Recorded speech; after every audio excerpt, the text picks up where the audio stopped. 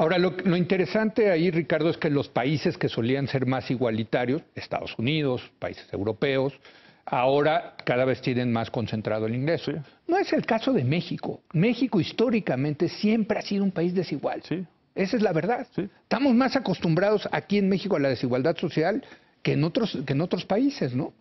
Sí, así es. Pero el hecho de que, digamos, el trabajo que nosotros llevamos haciendo ya por año y medio con el documento de Gerardo Esquivel, Sí. y los documentos globales, los regionales, Ujú. que hemos tenido tanta cobertura y Sí, que se ha sí. generado un debate, pues implica que la gente ya se está hartando Claro. a esta situación.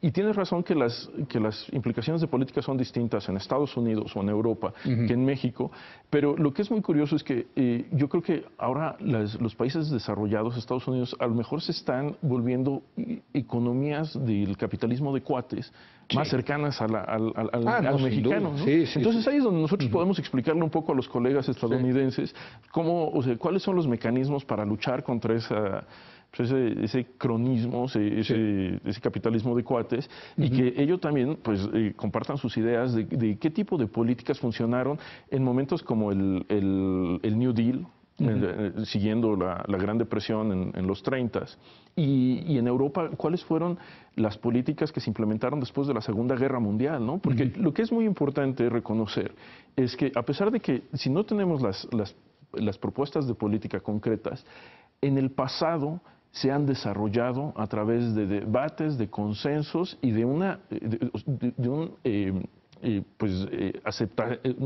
aceptación de que era importante actuar, ¿no? O sea, después de la Segunda Guerra Mundial, los gobiernos en Europa dijeron, necesitamos crear un estado de bienestar, Claro, claro. necesitamos crear los sindicatos, necesitamos crear esta política social que sea incluyente, y fueron pues muy buenos años, ¿no?, para la sociedad. Sí, pero también acabó en la crisis del estado de bienestar, una crisis fiscal del Estado, ¿no? O sea, Sí, sí. donde ya era imposible seguir financiando tanto bienestar, ¿no? Sí, y bueno, tenemos que aprender de todos esos errores de la Claro. historia, ¿no? Porque lo que no queremos es llegar a un choque, un choque de la magnitud de la Gran Depresión o un Sí. choque de la magnitud de la Segunda Guerra Mundial y que nos agarre desprevenidos. Creo que este momento de descontento global, de descontento nacional, abre las puertas para que tengamos esta discusión honesta y decir, vamos a pensar cómo nos reorganizamos en términos... ¿Cómo? A ver, yo te tomo el reto, Ajá. te tomo el reto y te abro este foro del Foro TV, de Es la Hora de Opinar, para tener esa discusión. ¿Qué sigue? Primero, ya tenemos el diagnóstico, pero tenemos los números, vemos que la desigualdad en México es Exacto. brutal, que la pobreza no se ha logrado combatir, a pesar de los grandes, del montón de dinero que se ha invertido en los programas sociales. Ya tenemos más o menos el diagnóstico. ¿Qué sigue, Ricardo? Bueno, ¿Qué debemos hacer?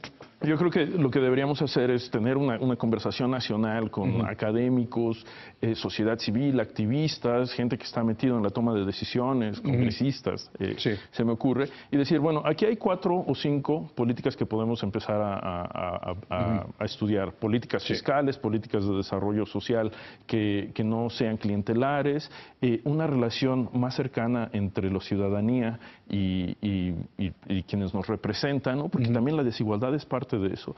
Y decir, bueno, aquí ya hay 4 o 5 cosas, ¿no? Sí. ¿Cuáles son, o sea, cuáles son aquellas que podemos priorizar? ¿Cuáles son aquellas que la economía política del país nos permite y que pueden tener estos efectos que a su vez sean más igualitarios, que reduzcan la injusticia y a la vez incrementen la eficiencia?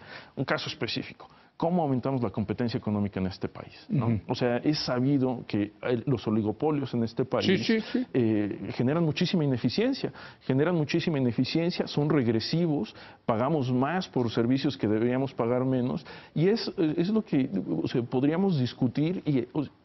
Sí hay intereses que se verán afectados, pero la gran mayoría de la población se vería beneficiada. Ahora, a mí me queda claro, y incluso está en el libro de Peña Nieto, hay que decirlo, ¿no? Que es impresionante ver cómo en sociedades donde sí hay redistribución del ingreso, ves cómo está el ingreso de un país antes de cobrar impuestos, ¿no?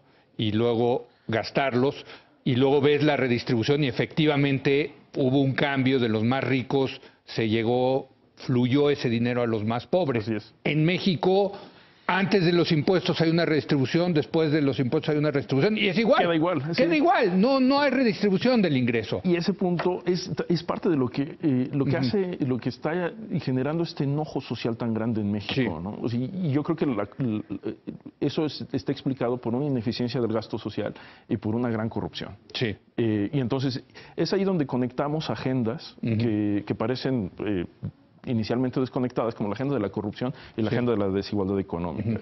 Y que también, o sea, lo que es muy importante es esta relación entre el Estado y el ciudadano está mediado a través de nuestros impuestos. Pero para nosotros sería muy difícil decir, bueno, hay que pagar más impuestos, sino también al mismo tiempo decimos, tenemos que exigir un gasto social mucho más efectivo y una menor corrupción. Y ahí podemos entrar en una conversación de qué es lo que atacamos primero, ¿no? Pero nosotros como organización, como Oxfam, nos damos cuenta que si no trabajamos en temas de corrupción, si no trabajamos en temas de impunidad, va a ser muy difícil contrarrestar estas tendencias. No, porque un gobierno que se percibe que se roba el gasto público es un gobierno que no puede subir los impuestos. De acuerdo. Porque la gente dice, oye, pues no te metes a mi bolsillo porque pues se los acaba llevando Duarte.